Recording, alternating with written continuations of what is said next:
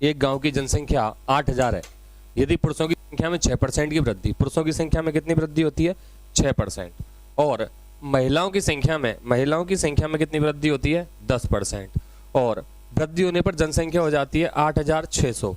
तो 800 से कितनी जनसंख्या बढ़ी है? 600 बढ़ी है। तो इसको आप पहले परसेंटेज में निकालोगे कि 600 की वृद्धि होती है 8000 पर, इंटू में 100%, इंटू में 100%। 3 जीरो से ये 3 जीरो इधर 2 से 4 बार, 2 से 3 बार, 2 से 2 बार, 2 से 5 बार, 5 दिया 15 और बटे 2 7.5%। तो आप कहोगे पुरुषों की संख्या में, पुरुष हैं 6% वृद्धि होती है और महिला की संख्या में वृद्धि होती है 10% और ओवरऑल कुल जनसंख्या में वृद्धि होती है 7.5%। तो एलिगेशन पैटर्न लगा दोगे। एलिगेशन पैटर्न के लिए मेरा good evening, very good evening. ठीक है, तो एलिगेशन लगाने के लिए आपको सेम यूनिट्स चाहिए होती हैं। तो 1.5% इधर आएगा और ये 2.5% आएगा। इधर 1.5 से ये 5 टाइम्स और 0.5 से ये 3 टाइम्स। 5:3 में जनसंख्या बढ़ जाएगी। मतलब पुरुष जो होंगे, पुरुष 5 भाग होंगे और महिला जो होंगी वो होंगी 3 भाग। 5 और 3 8, 8 की वैल्यू 8000, 1 की वैल्यू 1000, तो 5 की वैल्यू 5000 और 3 की वैल्यू 3000। तो वो पूछ रहा है गांव में महिलाओं की संख्या कितनी हो जाएगी? 3000। ऑप्शन बी जो होगा वो एकदम सही आंसर होगा।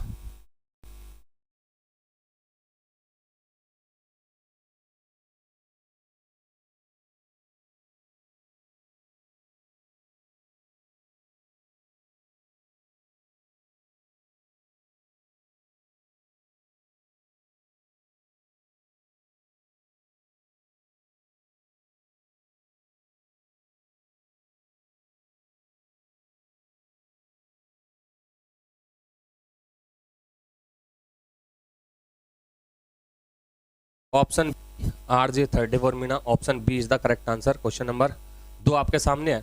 एक निश्चित तारीख पर दो देशों के बीच खेले गए सभी एक दिवसीय मैचों में पाकिस्तान की भारत के मुकाबले सफलता दर जो है वो है 60%। मतलब पाकिस्तान जो है भारत से 60% मैच जीतता है। वे भारत से अब देखो 60% मैच जीतता है पाकिस्तान, तो इंडिया 40% मैच जीतता है। 60% का मतलब कितना होगा? 3/5। 5 में से 3 मैच किसने जीते हैं? पाकिस्तान ने। तो 2 मैच किसने जीते हैं? इंडिया ने। वे भारत से अगले 30 एक दिवसीय मैचों में लगातार हार गए। इसका मतलब इंडिया ने कुल 30 मैच जीते अब की बार, और इसमें ये 0 रह गया। क्लियर? और हार गए, उनकी सफलता दर गिरकर 30% रह गई। इसका मतलब पाकिस्तान की सफलता दर 30% रह गई, तो ये 3 हो गई और यहाँ पे ये कितनी हो जाएगी? 70%, मतलब 7, 3:7। तो यहाँ से आपको ये वाला पैटर्न पहले बताया जा चुका है अनुपात में कि इन दोनों का मल्टीप्लाई 7 या 21, 3 दूनी 6, डिफरेंस आया 15 यूनिट। तो 15 यूनिट की जो वैल्यू है, 15 यूनिट की वैल्यू 30 का 3 गुना और 7 इंटू में 0 0 हो गया 90। 15 यूनिट की वैल्यू 90 है तो 1 यूनिट की वैल्यू होगी कितनी? 6। तो पहले कुल कितने मैच खेले गए? 5। कितना हो गया? 5 गुणा 6, 30 मैच तो पहले हो चुके हैं। और वो कह रहा है दोनों देशों के बीच खेले गए एक दिवसीय मैचों की कुल संख्या। इसका मतलब 30 पहले खेल लिए और 30 बाद में हुए हैं जो केवल इंडिया ने जीते हैं। तो टोटल मैच जो हुए हैं वो कितने हुए मेरे भाई? 60। तो ऑप्शन हो जाएगा आपका C, option is the correct answer. Option C. RJ 34 Meena B नहीं है, ऑप्शन सी 60 होगा। ठीक है, जो मैच खेले गए हैं इससे पहले जो मैच थे वो 30 थे। लास्ट में 30 मैच और खेले जाते हैं जिनको इंडिया जीतता है, पाकिस्तान हार जाता है। पाकिस्तान से जीतना तो बिल्कुल भी मुनासिब नहीं है। ठीक है, पाकिस्तान से हारना मुनासिब नहीं है, जीतना। चलिए क्वेश्चन नंबर 4 आपके सामने, फटाफट से रिप्लाई दीजिए। क्वेश्चन नंबर 4 का आंसर क्या होगा? जल्दी। Question number 4। सर मैं बलराम, बहुत बढ़िया बहुत बढ़िया। आप सी। अब तेरे क्वेश्चन गलत नहीं होने चाहिए ना?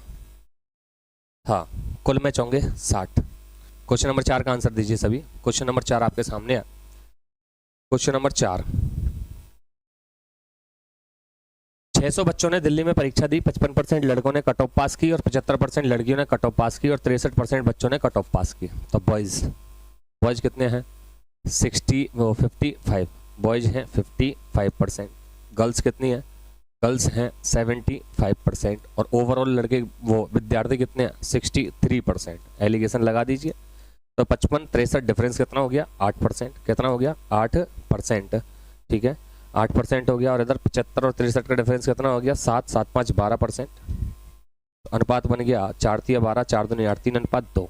तो जो 600 बच्चे हैं इनको 3:2 में बांटोगे, 3 और 2 5, 5 की वैल्यू कितनी होगी मेरे भाई? 600। 1 की वैल्यू कितनी होगी? 120। तो इधर 3 की वैल्यू कितनी होगी? 360। और 2 की वैल्यू कितनी होगी? 240। वो पूछ रहा है लड़कियों की संख्या, लड़कियां कितनी आ गई? 240। तो ऑप्शन लड़के और लड़कियों दोनों की संख्या पूछ रहा है, तो 360 और 240 ऑप्शन ए जो होगा वो करेक्ट आंसर होगा। बिल्कुल ऑप्शन ए सही है जी, ऑप्शन ए सही है। क्वेश्चन नंबर 5 पे आ जाइए फटाफट और 5 का रिप्लाई दें सभी जल्दी से। सुनील के पास 4000 रुपए थे, इनमें से कुछ रुपए उसने 3% वार्षिक दर पर तथा शेष 5% वार्षिक दर पर उधार दिए। एक वर्ष के बाद कुल साधारण ब्याज, कुल साधारण ब्याज दे दिया भाई मेरे उसने 144 प्राप्त होता है। कुल साधारण ब्याज कितना प्राप्त होता है? 144 ब्याज प्राप्त होता है। कितने पर मिलते हैं ये? 4000 पर। तो आप कहोगे सर 4000 पर इसका परसेंटेज निकाल दीजिए। 144 4000 पर मिलते हैं इनटू में 100%। तो ये हो जाएगा आपका 2 0 से 2 0 और इधर 4 से ये कट जाएगा 36 बार और 36/10 रह गया तो 3.6। कितना आ गया? 3.6। तो कुल ब्याज जो मिलता है वो 3.6% मिलता है। और पहले भाग पर ब्याज उसको मिलता है 3% और दूसरे भाग पर ब्याज मिलता है उसको 5%। पहले भाग और दूसरे भाग को मिलाकर एक मिक्सचर बन रहा है, मिक्सचर का जो ब्याज मिलता है वो मिलता है 3.6%। तो एलिगेशन लगा दोगे, इधर बच जाएगा 0.6% और इधर बच जाएगा आपका 5 में से 3.6 घटाऊंगा तो 1.4%। अनुपात बन जाएगा 2 से 7 बार और 2 से 3 बार, 7:3। तो 7:3 में जब 4000 को बांटा जाएगा तो 7:3, 7:3, 7 और 3 10, 10 की वैल्यू 4000 होगी, 1 की वैल्यू 400 होगी, तो 7 की वैल्यू 2800 होगी और 3 की वैल्यू होगी आपकी 1200। वो पूछ रहा है भिन्न भिन्न दरों पर उसने कितना धन उधार दिया? 2800 और 1200। 2800 और 1200 ऑप्शन बी जो होगा एकदम सही आंसर हो जाएगा। 2800 और 1200 रुपए उधार दिए जाते हैं। ठीक है, इन दोनों का टोटल 3700 आ रहा है, 4000 रुपए थे। 2500 और 1100 3600 आ रहा है, 4000 रुपए थे। 1800 और 2200 4000 आ रहा है, 2800 और 1200 4000 आ रहा है। तो इन दोनों में से एक आंसर होगा, option B is the correct answer. बिल्कुल, बहुत बढ़िया। चलिए नेक्स्ट क्वेश्चन, क्वेश्चन नंबर 6 फटाफट से रिप्लाई दे। 15000 रुपए की एक राशि को दो भागों में इस प्रकार बांटा जाता है कि पहले भाग पर 10% की दर से 5 वर्ष का साधारण ब्याज, 10% की दर से 5 वर्ष का साधारण ब्याज 50% बनेगा। दूसरे भाग पर 12.5% की दर से 4 वर्ष का साधारण ब्याज, 12.5% की दर से ये कितना बनेगा? 50% बनेगा। आपस में बराबर है। जब दोनों के ब्याज बराबर है और दोनों का 50% आ रहा है, इसका मतलब 15000 रुपए को दो भागों में दिया गया था, ए और बी। ए का 50% किसके बराबर है? बी के 50% के, क्योंकि वो कह के चल रहा है इनका ब्याज बराबर है। ठीक है, तो ये 50% से 50% कट जाएगा। जब ये कट जाएगा तो आप कहोगे सर ए बराबर हो गया बी के, इसका मतलब 15000 रुपए को दो समान भागों में दिया गया था और 15000 रुपए को दो समान भागों में बांटूंगा तो कितना आएगा? 7500। ऑप्शन बी जो होगा वो एकदम सही आंसर होगा। ठीक है, हाँ जी। सुरेश 717 तो बलराम है, क्या हुआ? ठीक है, हाँ अभी बलराम आया, अभी कन्हैया जी भी आएंगे, टेंशन मतलब आप, है ना। तो ऑप्शन जो है, ऑप्शन कितना होगा? ऑप्शन बी 7500 आंसर सही होगा। Option B is the correct answer. Next question की ओर बढ़े। क्वेश्चन नंबर नेक्स्ट आपके सामने है। ठीक है, चलिए फटाफट से रिप्लाई दीजिए। 3600 रुपये 5 साल के लिए ब्याज पर दिए गए 960 रुपये ब्याज मिला, कुछ भाग 4% पर और शेष भाग 6% पर। 4% और 6%, ये 4% और ये 6%। देखो दोस्तों, एक वर्ष की अगर आप रेट लेके चल रहे हो तो ब्याज भी 1 वर्ष का यूज होगा और 1 वर्ष का ब्याज, ये 5 वर्ष का ब्याज है। कितने वर्ष का ब्याज है? ये 5 वर्ष का। तो 1 वर्ष का जब मैं निकालूंगा तो 5 से भाग दूंगा और 5 से भाग दूंगा, इसका मतलब 2 से गुणा कर दो 10 हो गया, 0 को हटा दो और इधर 2 से गुणा कर दो, 96 दूनी 192। क्लियर, दोनों तरफ 2 से गुणा कर दिया ऊपर नीचे और 0 को हटा दिया, 192। 192 ब्याज प्राप्त हुआ कितने पर? 3600 पर। 3600 पर 192 ब्याज प्राप्त होता है तो परसेंटेज में निकाल दोगे इनटू 100%। 2 0 से 2 0, 192। क्लियर, तो इसको काट दोगे 6 से 6 बार, 6 तिया 18, 6 दूनी 12, 2 से 3 बार, 2 से 16 बार, 16/3%। 16/3% का मतलब है 3 का गुणा इनमें कर दूंगा तो आपकी कैलकुलेशन आसान हो जाएगी। क्लियर, चलिए 3 चौक 12, 12 माइनस 16 4% बनेगा, 6 तिया 18 माइनस 16 2% बनेगा। तो ये 1:2 में बांटा जाएगा, 1:2 में बांटा जाएगा और 1:2 आंसर पूछ रहा है केवल, तो किस अनुपात में रुपया उधार दिया गया, तो 1:2। ऑप्शन सी जो होगा वो एकदम सही आंसर होगा। क्लियर, ऑप्शन सी एकदम सही आंसर होगा, बिल्कुल। चलिए स्पीड बढ़ाओ, मेरे साथ साथ करो सभी लोग। 7वां क्वेश्चन आपके सामने, जल्दी से रिप्लाई दें, आपके लिए 30 सेकंड का टाइम देता हूं मैं। 1950 रुपए की एक धनराशि का आंशिक रूप से 5% भाग और आंशिक रूप से 8% दरों पर साधारण ब्याज पर लगाई जाती है। एक पर 5% मिलता है, एक पर 8% मिलता है। 3 वर्षों के बाद ब्याज 300 प्राप्त हुआ। 3 वर्ष में 300 प्राप्त होता है तो 1 वर्ष में 100 होगा, और 100 को परसेंटेज में जब चेंज करोगे तो ये वाली वैल्यू बन के आनी चाहिए। और जब इसको सॉल्व करोगे तो ये 0 से 0 कट जाएगा, 5 से कट जाएगा ये 39 बार, और 5 से कट जाएगा ये 2 बार, तो 200 बटे में 39% बनेगा। 39 का मल्टीप्लाई इन दोनों में कर दिया जाएगा और बीच में आ जाएगी वैल्यू कितनी, 200। अब एलिगेशन लगा दीजिए यहाँ पे। एलिगेशन जब लगाओगे 39 पंजे 195 होते हैं, 200 में से घटाऊंगा तो 5 बचेंगे। 39 अट्ठे 8 32 420 होता, एक कम पड़ रहा है, इसका मतलब 8 कम होगा। 420 में से 8 घटा दूंगा, 412।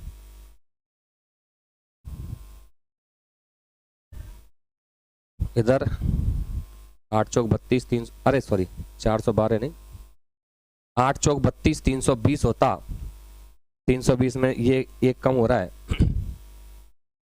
तो ये मिस्टेक करिए कहीं। 1950 रुपए की एक धनराशि आंशिक रूप से 5%, दूसरी 8% पर उधार दी जाती है। 3 वर्षों के बाद ब्याज के रूप में 300 प्राप्त हुए हैं, तो 1 वर्ष का ब्याज कितना हुआ, 100 प्राप्त हुआ। 100 रुपये ब्याज प्राप्त होता है 1950 रुपये पर कुल, तो इंटू में 100% होगा। इंटू 100%, 0 से 0 कट जाएगा, 5 से ये 2 बार, 5 तिया 15, 5 नाम 45, 200 बटे 39, तो 39 का मल्टीप्लाई मैंने तीनों में कर दिया, तो ये 200 रह जाएगा, बिल्कुल रह जाएगा। इधर 39 गुणा 5, 40 पंजे 200 होता है, तो ये 195 बनेगा। 195 माइनस 200 करूंगा तो 5 बन जाएगा। 39 गुणा 4 320, 312 बनेगा, 312। तो 200 में से जब मैं 312 घटाऊंगा तो 112 बच जाएगा। 112 घटाने के बाद है ना, ये 312 बनेगा। ये वाली वैल्यू 312 थी, इसमें से 200 घटाऊंगा तो ये 112 बन जाएगा। 112:5, ऑप्शन बी जो होगा वो एकदम सही आंसर होगा। सरजीत नागर ऑप्शन सी नहीं है, नहीं, ऑप्शन सी नहीं है, ऑप्शन बी है, ऑप्शन बी 112:5। देख लीजिए क्वेश्चन को ढंग से और तब रिप्लाई दीजिए। क्लियर, नेक्स्ट क्वेश्चन आपके सामने। चलिए क्वेश्चन नंबर 8 का रिप्लाई दीजिए फटाफट से। क्या होगा क्वेश्चन नंबर 8 आपके सामने, 2500 रुपए की धनराशि को आंशिक रूप से 8% प्रतिवर्ष के साधारण ब्याज और 5% के साधारण ब्याज पर उधार दिया गया। 3 वर्ष के बाद ब्याज, ये 3 वर्ष का ब्याज है, 1 वर्ष का ब्याज निकाल दो, 3 का भाग दो, तो 3 से ये 17 3 173 कितने पर है, 2500 पर, तो 2500 पर है 173 इंटू में 100%। आप रेट निकाल दीजिए। 1 वर्ष की रेट क्या होगी, 1 वर्ष की रेट क्या होगी, देखो इधर 2 0 से 2 0 कट जाएंगे। हाँ 25 चौका 100, 4 का मल्टीप्लाई कर दो, 4 तिया 12, 4 7 28, 28 और 1 29, 2 4 एकम 4 और 2 6, 6.92, 6.92। या फिर आप मल्टीप्लाई ना करें तो डायरेक्टली फ्रैक्शन से हो जाएगा। पहला भाग है 8% और दूसरा भाग है 5%, और दोनों पर मिलता है आपको 173/25। 173 और 25 का मल्टीप्लाई इधर कर दूं मैं सभी जगह, 25 इंटू 25। आप सोल्व कर दीजिए। इधर 25 अट्टे 200, 173 में से घटाऊंगा तो 27 आ जाएगा, और इधर 25 पंजे 125, 173 में से घटाऊंगा 50, 50 में से 2 कम 48, 3 से कट जाएगा। 3 से ये 16 बार कटेगा और ये 3 से 9 बार कटेगा, तो 16:9, 16:9 ऑप्शन बी जो होगा वो एकदम सही आंसर होगा। हाँ क्वेश्चन नंबर 777 को बताओ, कोई याद नहीं, कमेंट करो, एक बार कमेंट कर दो। क्वेश्चन नंबर 7 को दोबारा बताएं, क्वेश्चन नंबर 7 दोबारा देख लो। 1950 रुपए की एक धनराशि पर आंशिक रूप 5% और आंशिक रूप से 8% की दरों से साधारण ब्याज पर लगाई गई 3 वर्षों के। इसको और स्लो मोशन में समझा देता हूँ, बता देना जो कम क्वेश्चन समझ में नहीं आया उसको दोबारा रिपीट कर दिया जाएगा, ठीक है, दोबारा समझ लो, दोबारा समझो। 1950 रुपए पर दिया जाता है और 3 वर्षों के बाद ब्याज 300 प्राप्त होता है, तो 1 वर्ष में ब्याज कितना होगा, 100 रुपए, क्योंकि साधारण ब्याज प्रत्येक वर्ष, प्रत्येक माह, प्रत्येक दिन के लिए कैसा रहता है, समान रहता है। तो 100 रुपए ब्याज मिला, कितने पर मिला, 1950 पर। परसेंट में निकाल दूंगा तो 1 0 से 1 0, 5 से ये 39 बार, 5 से ये 2 बार, 200 बटे में 39%। तो मतलब दोनों को मिलाकर जो ब्याज मिलता है वो मिलता है आपको 200/39%। 200/39%। पहले भाग पर ब्याज कितना मिलता है? एक साल में 5%। और दूसरे भाग पर ब्याज कितना मिलता है? एक साल में 8%। अब एलिगेशन जब लगाओगे तो यहाँ 39 बन रहा है, तो 39 का मल्टीप्लाई सब में कर दिया जाता है, जिससे ये 39 जो है नीचे वाला, ये 39 खत्म हो जाए, ये कट गया। तो ये 39 गुणा में 5 किया तो ये आया आपका 195, और 39 गुणा 8 किया, 4 × 8 = 32, 320, 312 आया, और इधर ये आया 200। और जब एलिगेशन लगाओगे तो यहाँ बचा 5 और यहाँ बच जाएगा आपका 312 - 200, 112। 112:5, ठीक है। 200/13 होगा काटने पर, 200/13। 200/13 कहाँ आ रहा है? 5 से काटोगे, 5 तिया 15, कितना बचा? 4, 5 9 45, 200/39 13 आएगा। 200/13। आप ब्याज ले रहे हो 300, आप ब्याज ले रहे हो 300 3 साल का। 300/1950 गुणा में 100, ये 0 से 0, 5 से ये काटा, 5 तिया 15, 5 9 45, 5 दूनी 10, फिर 3 से इसको काट रहे हो 100 बार, और 3 से इसको काट रहे हो 13 बार। 200/13। अगर आप 200/13 ले लियो, ये 3 साल का ब्याज है, मैंने 1 साल का ब्याज लिया है। कुल ब्याज 3 साल का 300 है, 1 साल का ब्याज 100 है। 1 साल का ब्याज 100 होगा, क्योंकि साधारण ब्याज प्रत्येक वर्ष, प्रत्येक माह, प्रत्येक दिन के लिए कैसा रहता है? समान रहता है। तो मैंने यहाँ रेट जो लिए ये भी तो 1 साल के लिए ना, 8%, 5%। आप अगर इसको 3 साल का लेते हो कि 200/13, तो इसका मतलब यहाँ भी आपको 3 साल का लेना पड़ेगा, 15% और 24%, तब जाके रेशियो वही आएगा। चलो मैं एक बार बता देता हूँ, ठीक है। देखो, आप जो कहना चाह रहे हैं सभी लोग एक बार कंफर्म कर लें। हाँ, अगर 3 साल का ब्याज लेते हो तो ये बनेगी 200/13, और 1 साल में 5% है तो 3 साल में 15% होगी, और 1 साल में जब ये 8% है तो 3 साल में 24% होगी। तो 15% 3 साल का, 24% 3 साल का, और दोनों पर 3 साल का प्रतिशत कितना है? 200/13। तो 13 का गुणा इसमें होगा और 13 का गुणा इसमें होगा, परसेंट में है। तो 15 × 13 195 बनेगा, और 24 × 13 ये 312 बनेगा, और नीचे ये कितना आएगा? 200। रिश्ता वही, सोच नहीं। इधर 5, इधर 112, 112:5, ठीक है। अभी भी 112:5 ही बनेगा, देख रहा नीचे, ठीक है। 112:5 बनेगा। क्लियर? हाँ। पिंटू मेहर, आपका साधारण ब्याज साधारण तरीके से आपने पढ़ा हुआ है, इस वजह से आपने बोल दिया कि सर काटने पर 200/13 बचेगा। आप ये देखते कि मैंने 1 साल का ब्याज लिया, वो ना कि 3 साल का, ठीक है। 1 साल का ब्याज जब मैंने लिया तो यहाँ 200/39 बन रहा था, और यहाँ पे मैंने 5% लिया था, और यहाँ पे मैंने 8% लिया था। तीनों की वैल्यू सेम होनी चाहिए। 1 साल का ले लो तीनों को, चाहे 2 साल का ले लो तीनों को, चाहे 3 साल का। ये आपने 1 साल के लिए तो ये भी 1 साल का लेना पड़ेगा, और आपने ये 2 साल के ये भी 2 साल का लेना पड़ेगा। आपने ये 10 साल का लिया है, ये 10 साल का, ये 10 साल का, टाइम सेम रहेगा सबके लिए, ठीक है। चलिए इस क्वेश्चन को करिए। यहाँ भी वही कंडीशन है।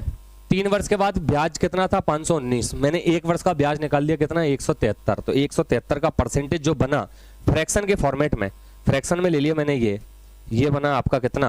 173/25। 173 में कितना बना था? 25। तो 173/25 बनेगा। 25 का मल्टीप्लाई मैंने पूरे में कर दिया, तो ये अनुपात आया 48:27, 16:9। क्लियर? एक बार कमेंट करके बता दिया करो हाँ क्लियर है, ठीक है ना। चलो नेक्स्ट क्वेश्चन। अगला क्वेश्चन आपके सामने। एक आदमी 3 बैंक PQR में 80,000 रुपए निवेश करता है। फटाफट से इसको करिए, क्वेश्चन को कैलकुलेटिव है थोड़ा सा, और आसानी से तसल्ली से करना, आराम से, है ना। तो एक बार करते हैं, देखते हैं क्या आंसर आता है जी। हाँ मेहर, गुड सर, बहुत बहुत धन्यवाद पिंटू मेहर जी। हाँ, तो एक आदमी 3 बैंक PQR में 80,000 रुपए निवेश करता है, जिसकी साधारण ब्याज की दर क्रम से 15%, 16%, 27% है। बैंक पी में निवेश बैंक आर के निवेश का 20% है। बैंक पी में निवेश बैंक आर के निवेश का कितना है? 20% है। यदि 2 वर्ष बाद मिला कुल ब्याज कितना है? 36,400। देखो सारे ऑप्शन में, अब कैलकुलेशन सॉल्व करना बता रहा हूँ। यहाँ से 2 जीरो हटाओ, यहाँ से 2 जीरो हटाओ, यहाँ से 2 जीरो हटाओ, यहाँ से 2 जीरो हटाओ, इसमें से 2 जीरो हटाओ, इसमें से 2 जीरो हटाओ, कैलकुलेशन और आसान हो जाएगी, ठीक है।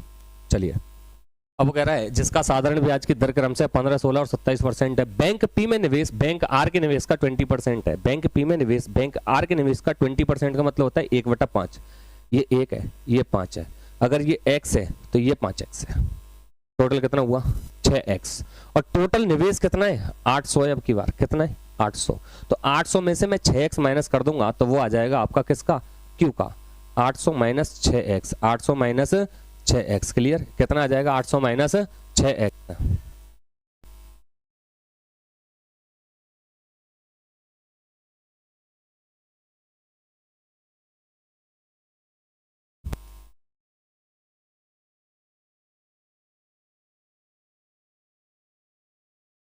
हाँ तो ये Q का कितना हो गया 800 माइनस 6x। अब देखो P में दर कितनी है 15% और ये जो ब्याज है ये कितने वर्ष का है 2 वर्ष का। तो P का 2 वर्ष का ब्याज 15% के अकॉर्डिंग 30% हो गया तो इसका तो मिलेगा 30%। और R का है बाद में 27% है। 2 वर्ष का कितना हो गया 54%। तो 5x का 54% मिलेगा 5x का 54%। और अब बचा Q का कितना 16 सो इसका कितना परसेंट मिलेगा 32%। ध्यान रखना आपसे मिस्टेक जो होगी PRQ के फॉर्मेट में मैंने जमाया है इसको तो आपको PRQ की ही रेट लेके चलनी है। P की 15 थी, R की 16 थी, R की लास्ट 27 थी तो 2 वर्ष में 54% हो जाएगी। यहाँ मिस्टेक हो सकती है आपसे। हाँ जी तो x का 30%, 5x का 54%, 800 माइनस 6x का 32%, ये कितना है 364। कुल ब्याज कितना है 364। जोड़ दीजिए यहाँ से आगे स्क्रॉल करता हूँ। x का 30%, 5x का 54%, 54 गुणा 5 करता हूँ तो 55, 25, 250, 5 का 20, 270% और 30, 300%। आप कह सकते हो इसको x का 300%। क्लियर। आगे देखो 800 का 32%, 800 गुणा में 32/100 कर सकता हूँ इसको। 800 गुणा में 32/100 तो 8 गुणा 32 रह जाएगा। और इधर 6x का 32% निकालूंगा तो 32 गुणा 6 करूंगा 6 × 18 192% हो जाएगा। तो माइनस x का 192% बराबर कितना है 364। अब आप एक चीज पे ध्यान दीजिए 8 दूनी 16, 8 तिया 24 मतलब 8 तिया 24, 240, 8 दूनी 16 तो ये हो गया आपका 256। 8 तिया 24, 240, 8 दूनी 16, 240 और 16 256। उधर जाके माइनस होगा तो 364 माइनस 256 बनेगा। इधर x का 300% में से x का 192% घटाऊंगा तो आप कहोगे x का 108% रह जाएगा। x का 108%। अब मैं परसेंटेज का साइन हटाता हूँ अपॉन में 100 और इसको घटाया तो ये कितना आया मेरे भाई ये आया कितना 108। 14 में 6 गए तो 8, इधर 5 में से 5 गया 0 और 3 में से 2 गया तो 1। 108 से 108 कट जाएगा तो x बराबर आ जाएगा 100। x बराबर कितना आ गया 100। x बराबर 100 आ गया। x बराबर 100 मतलब P की वैल्यू आ गई। R की वैल्यू कितनी हो जाएगी 5x बराबर 500। 5x बराबर 500 किसकी पूछ रहे हैं वो Q में। तो 800 में से 600 घटा दूंगा तो Q की कितनी आ जाएगी 200। अब मैंने 2 जीरो हटाई थी सब में से तो 200 वाला देख लो आंसर कौन सा है ए वाला है। Option A is the correct answer. Clear. Calculation आपको सॉर्ट करनी थी इस तरीके से आप सॉर्ट कर सकते हैं। समझ में आई बात। ये था क्वेश्चन नंबर 10 हो चुका है। क्लियर। क्वेश्चन नंबर 11 पे आ जाइए और 11 का रिप्लाई आप देंगे। अब क्वेश्चन इजी है। ये क्वेश्चन थोड़ा सा टफ था अब क्वेश्चन आसान है। टफ कुछ भी नहीं है सारे क्वेश्चन आसान है। चलिए इसका रिप्लाई देंगे आप क्या आंसर आएगा। सभी रिप्लाई देंगे इस क्वेश्चन का आंसर क्या होगा।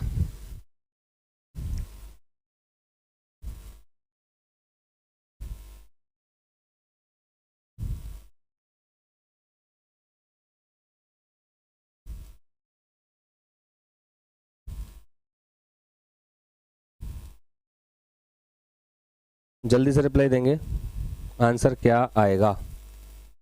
क्वेश्चन आपके सामने है।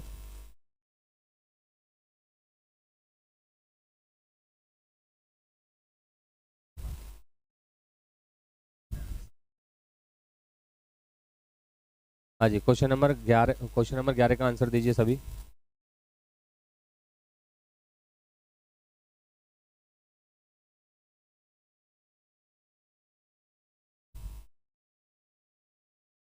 एक व्यक्ति एक कार तथा स्कूटर 30,000 रुपए में बेचता है। कार पर उसे 20% का लाभ होता है, स्कूटर पर उसे 10% का लाभ।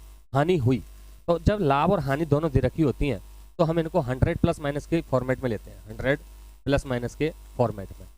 कार पर 20% का लाभ हुआ, कार पर 20% का लाभ हुआ तो 120% में बेचा, और स्कूटर पर उसको 10% की हानि हुई तो 90% में बेचा।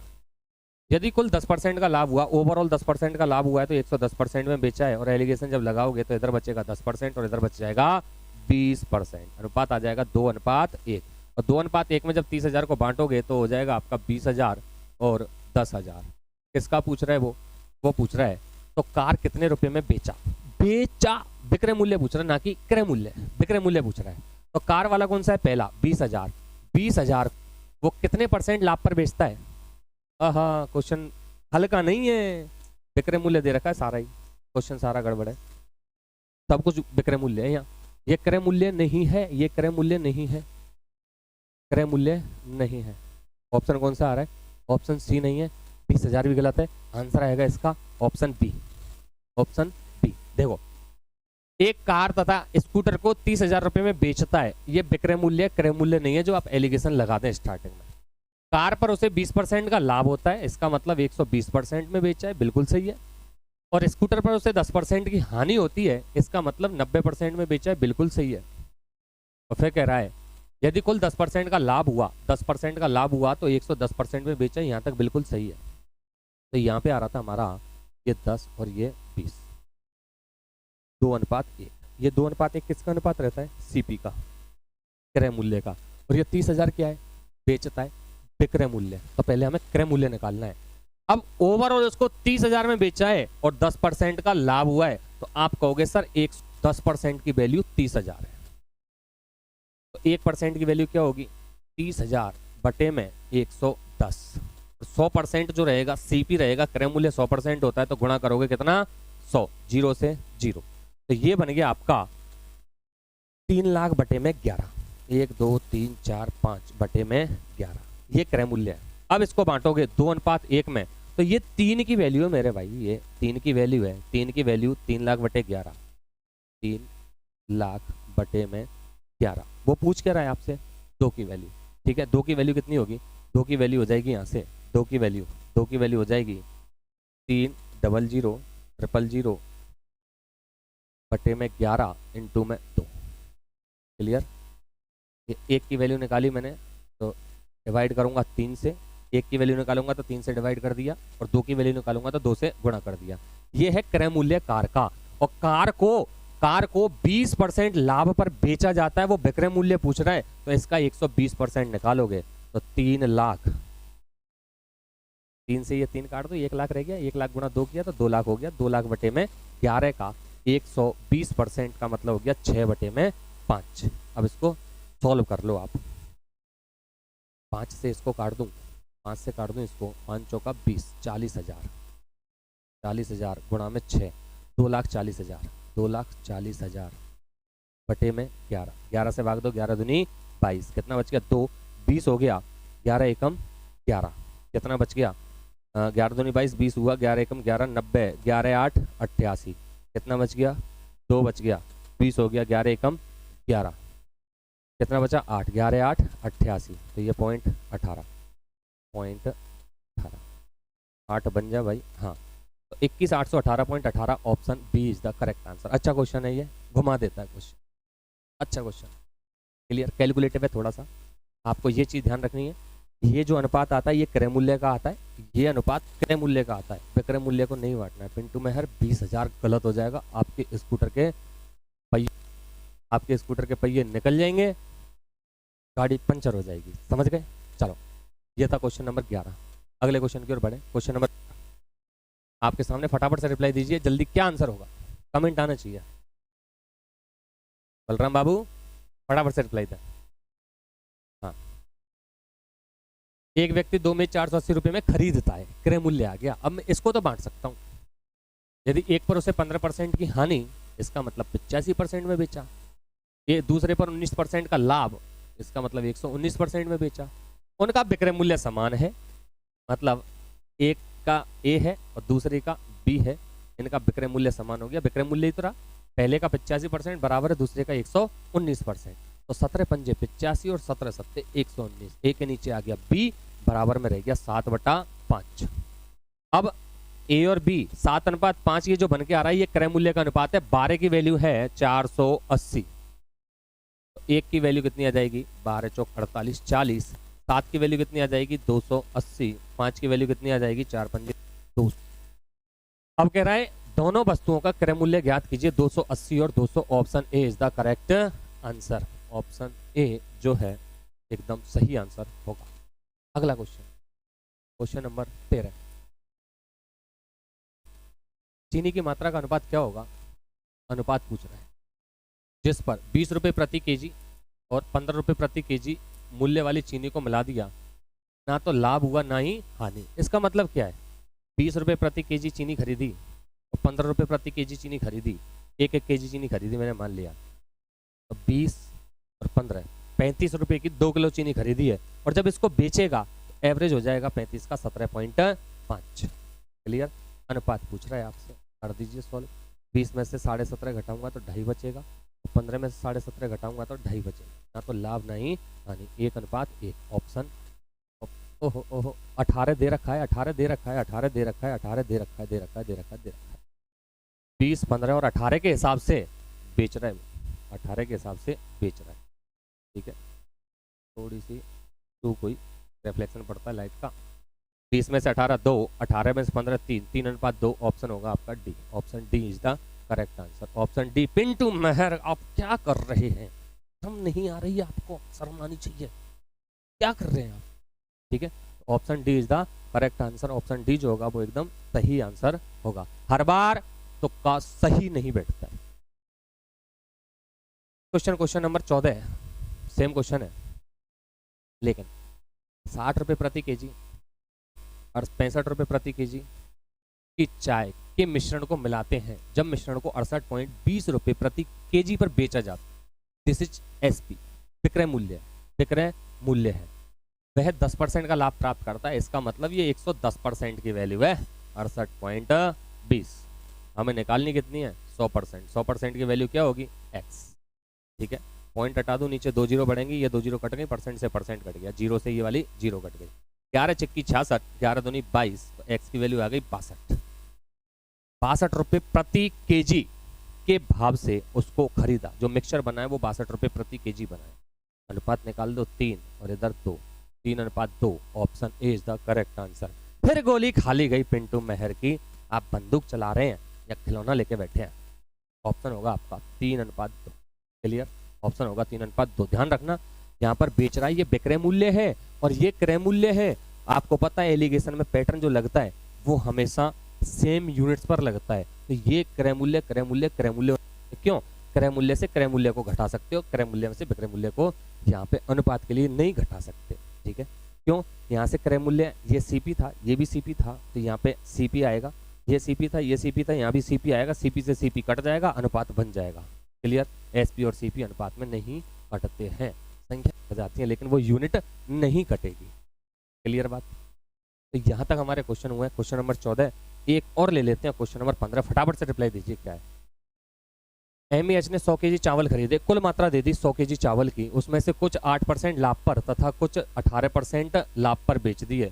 इस प्रकार उससे 14% लाभ हुआ। अब देखो तीनों यूनिट सेम है, ये लाभ ये लाभ ये लाभ।